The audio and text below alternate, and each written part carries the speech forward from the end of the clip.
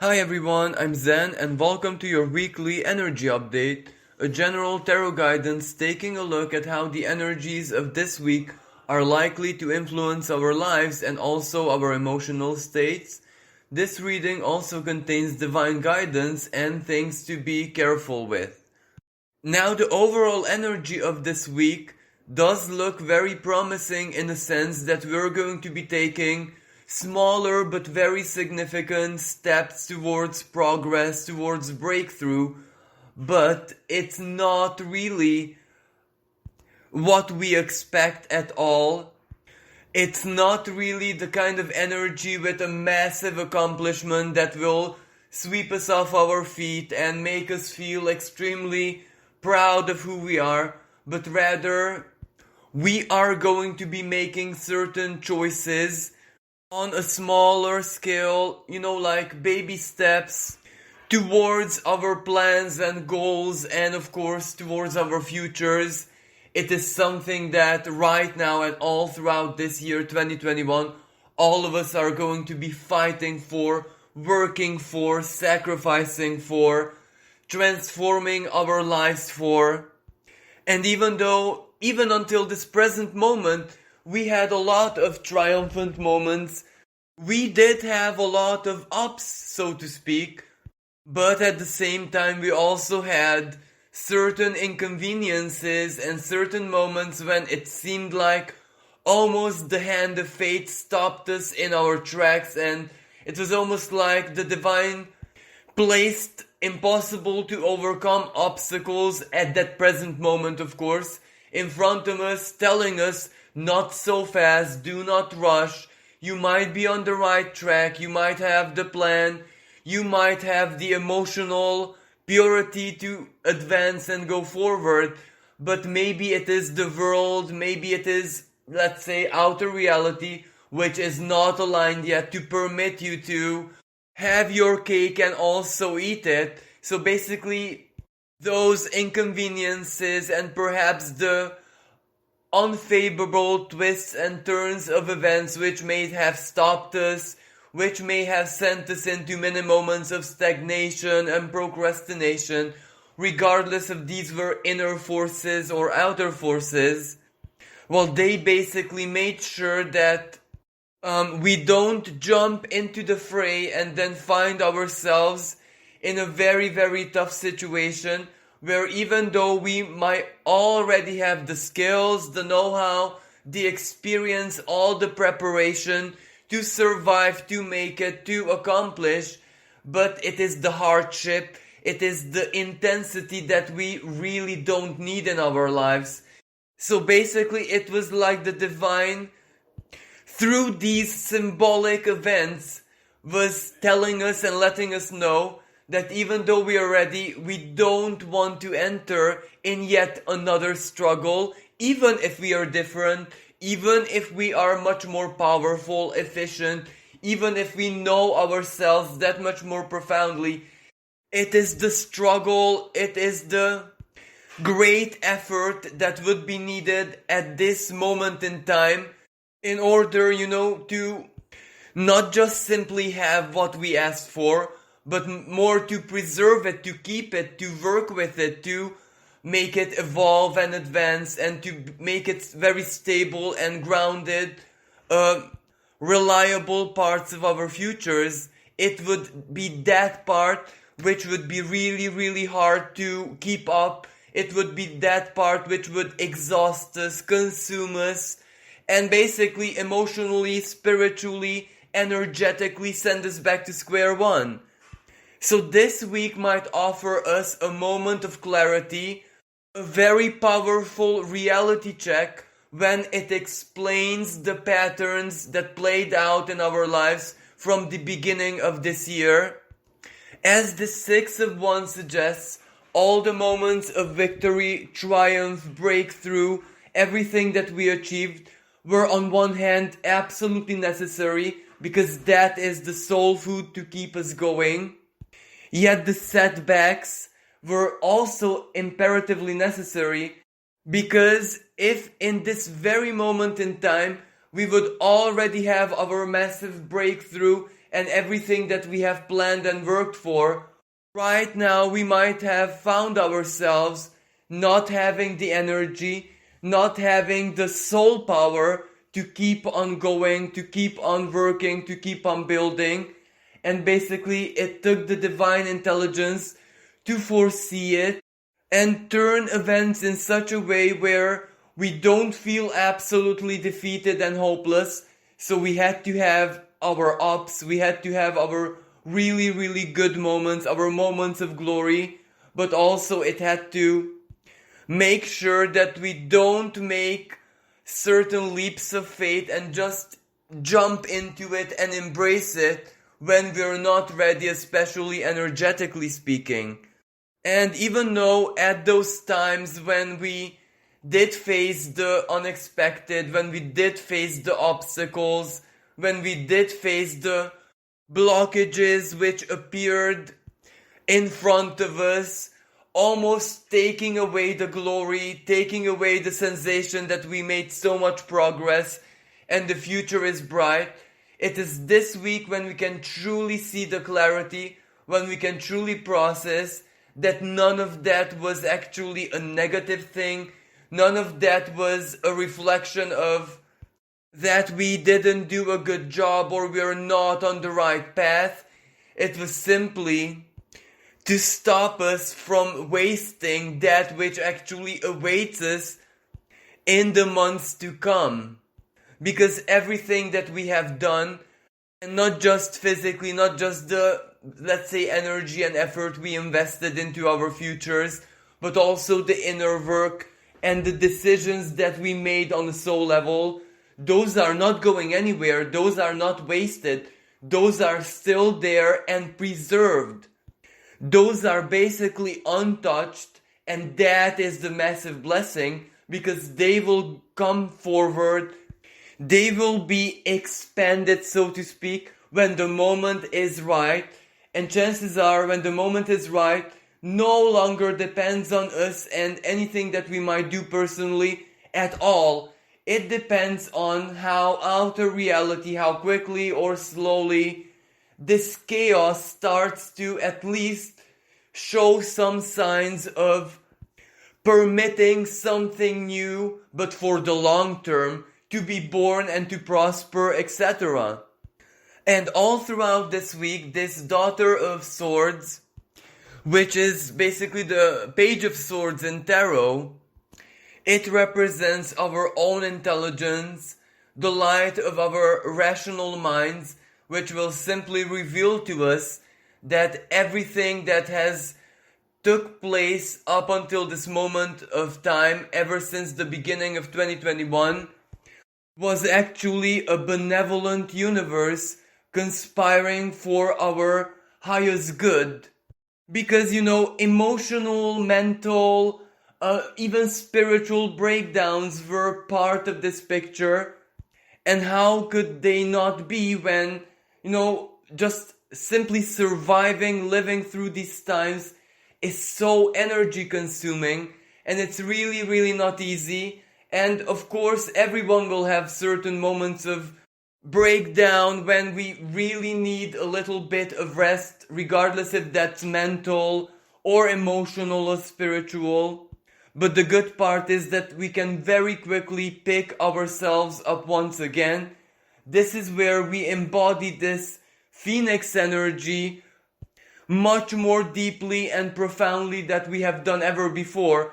We can very quickly and very efficiently regenerate and just resume everything that we were focusing on before the breakdown, so to speak. But this is actually the divine wisdom, this is the divine benevolence, because if we would be caught up already in the big thing, in our big passion, if everything would have gone like clockwork, well, the breakdown would have destroyed all of that, for the simple fact that our energy is not infinite, especially when the world is so very chaotic around us. And when we're caught up, we're in the middle of executing the big plan, the passion, the project, the work that we wanted to do, the goals that we wanted to accomplish, well, we do need to be somewhat steady and balanced inside in such a manner that whatever happens on the outside cannot endanger our progress. And no matter who it is that we are, and no matter how powerful we are, right now it would be impossible not to be affected, at least energetically speaking, at least our mental spheres, or let's say our nervous system, our physical brains, from the spikes of the Schumann resonance. So all of us, our own unique individual ways are somewhat unstable, regardless of how much we work towards our psychological, emotional, or spiritual stability. This is something that just doesn't depend on us. And of course, this reflects for some people in their business, for other people in their relationships, in other people in their faith and whatever they want to accomplish spiritually. These ups and downs are part of the picture. So what actually mattered much more than what happened in physical reality is that those breakthroughs, those moments of great empowerment already happened inside our souls. We already made the choice to embrace our futures, to embrace our happiness, to embrace our faith. We already know the life that we desire, the life which is perfect for who it is that we are, without the conditioning, without the illusion, without the influence of other people who simply don't resonate with us. So that is what truly matters, because that is the blueprint, that is the architecture. And as long as we have that, as long as we already accomplished that, as long as we already signed the divine contract, the very moment when on a soul level we decided that we're heading towards that, no matter what, that is what truly matters, and that is why nothing and no one can stop us in our tracks. And that is exactly why the divine, the universe, protects us like a very wise and diligent parent. That is why sometimes we feel like on a harness, on a leash, and it pulls, it stops us when our human foresight is not enough or not sharp enough to see the fall, the blockage, especially that which happens in outer reality. But since the universe is infinitely intelligent and it is timeless, it is like the most powerful quantum computer. It just knows. And that is why trust was so necessary. And that is why most of us have done so very, very well. Because in those moments when we were faced with the blockage, when something that we basically relied upon, let's say a promise of another person, a business, a transaction, an opportunity, a job offer, a promise, or an investment, or whatever the nature of your biggest dream of what you want to solidify in your future. Just when that seemed like a certainty, just before the breakthrough, well, something happened and either we changed our minds, either we were stopped by inner forces, or something just came up and we couldn't continue our path, as in we couldn't leap, we couldn't make that massive jump into actually doing and living what we desired.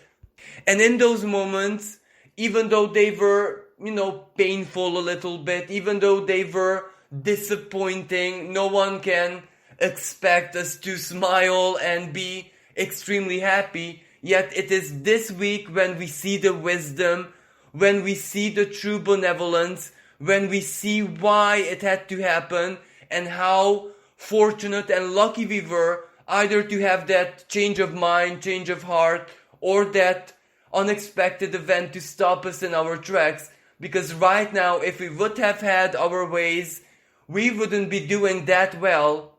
So this is almost like a strong confirmation that we can truly trust the divine, that when we surrender our plans to it, it will truly seek to accomplish our greatest good, even when it has to, pull back on the leash and stop us. And this is the symbolism of this chariot reversed. We're still on the journey. We're still very much determined. Anything else, any other choice still doesn't make sense. So we're really aligned to accomplishing what we desire. But right now we're doing it much more rationally, diligently, slower. This is where we actually have the wisdom right now to see and admit to ourselves that baby steps and trails of breadcrumbs and not hurrying, not rushing, the world won't end if we have to wait yet another month, maybe another 3 months. So this week we will have the wisdom either through an inner epiphany, either through, for example, communication and the wisdom and the advice of other people, or simply reflecting and analyzing everything that happened all throughout this year, we'll reach the conclusion that we're actually quite okay, that we're actually safe, and that we're actually doing things in the most wise and most mature way possible, even if that means that the big happiness, comfort, freedom, sense of security is still a daydream, and it will remain a daydream for a little bit longer. But we also know that because of everything we have done until this present moment, it's not just a delusion, not just a fantasy, but it is turning into reality through our actions, through our choices, through our work, slowly and surely. And if we compare this with building a house or any building, any structure, well, we know that a house which is raised in, let's say, a couple of weeks, well, it is really unstable. It may look fantastic. You may feel extremely good living in it. But when a storm comes, when an earthquake comes, well, you will have to build it from scratch, from zero. But a house which takes, let's say, years to build, brick by brick, well, chances are it will withstand any earthquake, any natural calamity, and that is what we truly want. And at the same time, they have a saying that a truly wise and intelligent person can learn from witnessing the mistakes of others. So how many people in our circle of acquaintances, let's say, built, symbolically speaking, houses of straws and sticks, and of course when everything was okay and the sun was shining, they were so very happy and they were bursting of joy. But we also witnessed that when the storm came, they were left, symbolically speaking, of course, homeless. But at the same time, for some people, it was the hungry wolf, a toxic person, a fake person, which very quickly shattered all their security. And we don't want to be those people. We don't want to suffer the same fate. So we witnessed the rise and also fall of those people for a very important reason, for us to learn that lesson without having to experience it on our own skin. And this is exactly the wisdom that we have to bring with us right now. That is what has to fuel us, and that is what has to see us through. That is what has to pump patience into our beings, so that we can just take each day as it is and not give up, not abandon all hope, but neither live in false hope. Sometimes a miracle is when you have the strength to overcome something, even when it's, let's say, emotionally impossible. Sometimes a miracle is when something which used to trigger you all your life and make you so sad and depressed happens and it doesn't have the same effect on you anymore.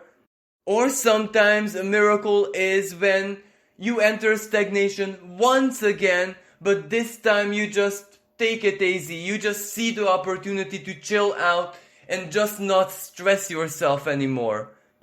But of course, on a more serious note, on a more real to life note, the combination of these cards represents successful communication. They represent, for example, the circulation of documents, paperwork, important phone calls. This is where information helps you. This is where everything that other people communicate with you is helpful, it is useful. Maybe sometimes the opinion of an expert or a more experienced person truly helps you out to keep a mental stability. This is where maybe small successes, small accomplishments, small realizations just make your everyday life feel a little bit more empowered. This is where the light at the end of the tunnel isn't just something imaginary, but there is a spark there which you can actually see and feel the warmth.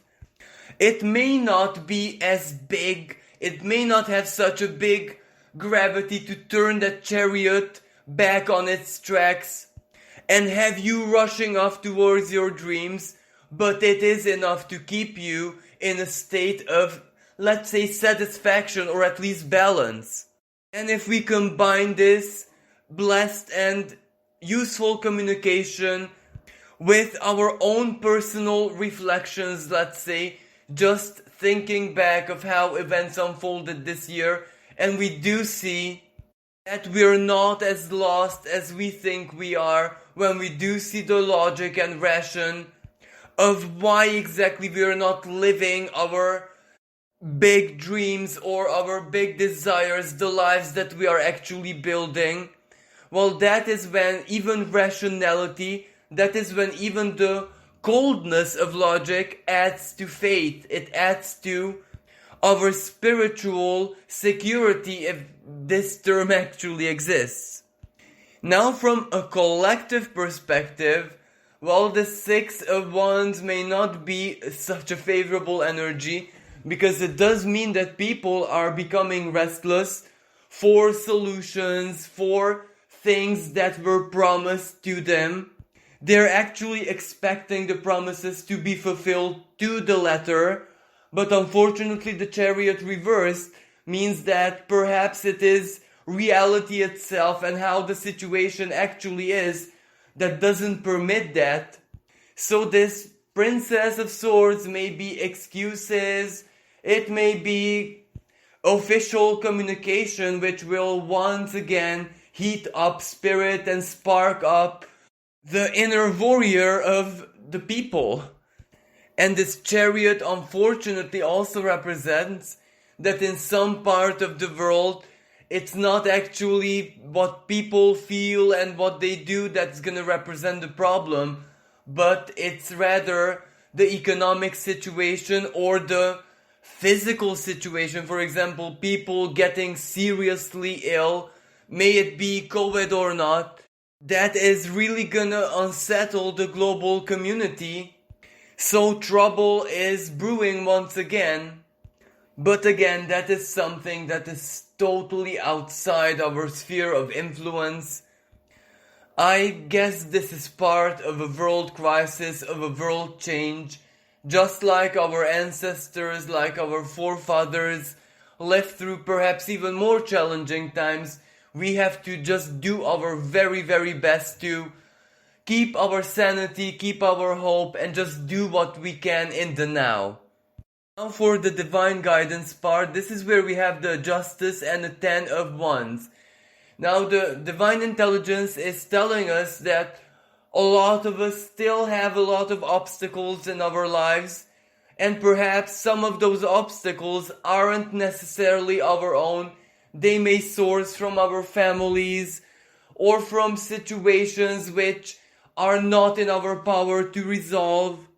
So we may feel burdened, we may feel a little bit trapped, we may feel under a lot of pressure. And this might be totally different things for different people. For some people is naturally a material kind of pressure, where they just simply need more resources in their lives. For other people, it may be a person that they love dearly, or their families or their children, who need a breakthrough, who need something really good to happen in their lives. So what you can do is just hope, just try to help them, morally, psychologically, as much as you can. For some people, it is a totally different kind of burden and pressure. For example, artists may feel a little bit blocked. Artists may lack the modality to express their brightest and most ingenious thoughts and feelings and, the sparks of their creativity. For example, they might have all the inspiration in the world inside of them. They might know exactly what they want to create, how the creation should look like, or whatever, but it just doesn't come out. It's not perfect. It's not what they wanted to create, and they might have this kind of struggle. For other people, let's say, who are business owners, yes, there is business, there are clients, there are transactions, but the expenses just take away the prosperity. Yet for other people who are, let's say, battling physical illness, they might be a bit stronger, they might feel a little bit better, the future might look very promising and bright, but they're not there yet, so they have to just endure it. Those who are in a relationship and have problems, well, they might try their very, very best to, support each other and not to allow the relationship to terminate. But that doesn't mean that it's very easy. And this can feel like a massive burden. And those who are single, well, they might love themselves, for example. They might be so very okay with everything, but that doesn't mean that they won't feel lonely. So this 10 of Wands is the cross that all of us bear, and we feel the weight right now, whatever that is for us personally. But fortunately, there is the Justice card.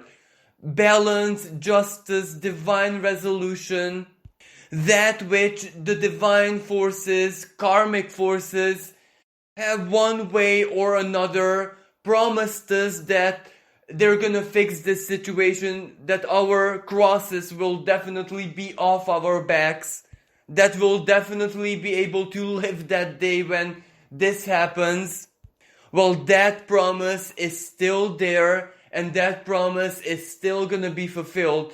So when we feel really burdened, when we feel like really stuck once more in the same situation, or like everything is still the same as it was when we started out on this journey, well, we must think back of just how much has changed. We are no longer the same people from so very many perspectives who were carrying the cross, which means that the cross has to fall off when the timing is right. And perhaps chunks of it, parts of it, the overall weight has already fallen off. Or maybe we developed muscle power where we truly don't feel the same weight, the same pressure as we have done, let's say, 10 months ago, 2 years ago. So that is what should actually keep us strong and be able to trust that that moment will definitely happen. Either tools are going to be handed down to us, and let's not mistake this isn't like a gift or generosity. We worked for them, either emotionally, spiritually, mentally, or quite physically. It is not something that is out of mercy and kindness. We really worked for it the moment when we made the choice that we don't want this cross because it's not ours. And if it's not ours, we have to be who we truly are. And only that way can it just fall off. And of course, for those people who really have no physical or any other means to take the cross off, well, then it's divine justice that will definitely trigger something, or let's say send someone who will truly help. So once again, the divine asks us to trust, and it's not really the positive things that should consolidate our trust, but rather all the unbearable pain and torture that we have endured. Because if we look at every single ancient text, every single piece of ancient wisdom, we just know that that is the alchemical key to a powerful change and enlightenment. So the more pain and really, really impossible situations we endured, that means that we are definitely on the right track. Because simply that is the necessary element, or that is the necessary power and polarity which enables that kind of change that we desire. Pain has a lot of power. Pain especially that sources from purge, which sources from purification. The pain which sources from the truth can truly move mountains. And that which we achieve through great pain, regardless of what that is and what nature it has, well, that also has true gratitude and satisfaction written all over it, because it wasn't just handed down to us. We weren't like spoiled brats, but we really went through ice and fire and arose dignified, even if we might be full of scars, even if we might be skinless at all. Now on the to be careful with part, we have the star reversed and the judgment. These are two cards with a lot of spiritual gravity, because the star reverse tells us that we should be very careful with even hope. Now, hope is a power that can simply make us withstand and endure anything. It can basically make us immortal, because hope is basically the promise of creation of something. May that be a situation, a state, a feeling, etc. Yet hope in excess is already illusionary. It is already suffocating, and it can also become quite toxic to us, because it can simply blind us to reality. It can blind us to real life. And hope is illusionary and fake when we have a lot of expectations attached to it. And that kind of hope is almost like an obsession. When we want something, or we want to achieve something, reach something, have something, but we give the exact coordinates. And reality itself and nature herself doesn't work that way. Like even in the most practical things in life, like creating a software, a computer program, there you kind of have very set of coordinates. It has to meet your expectations almost precisely. Yet there are always bugs, there are always errors, and there is a lot of testing to do before that becomes viable, functional.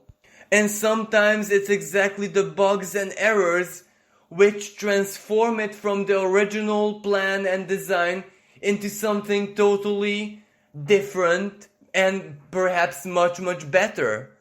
In the same way, we have to allow hope to be free, and not just suffocate it with precise coordinates, expectations, and most importantly, not to mistake certain, let's say, manifestations and creations of our thoughts and willpower with fulfilled hope.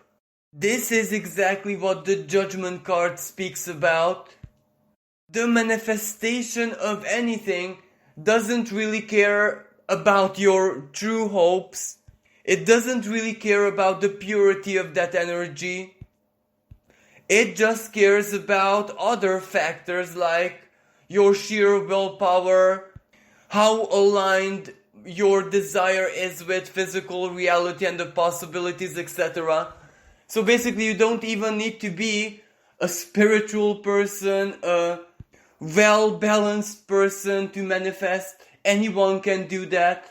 So let's not mistake certain manifestations with fulfilled hope, because when a hope is actually fulfilled, well, that fills us with so much peace and calm and trust and gratitude that's when we know that something divine came down from the highest planes onto the earth plane and took a shape and form, or turned into an energy that we can integrate in ourselves.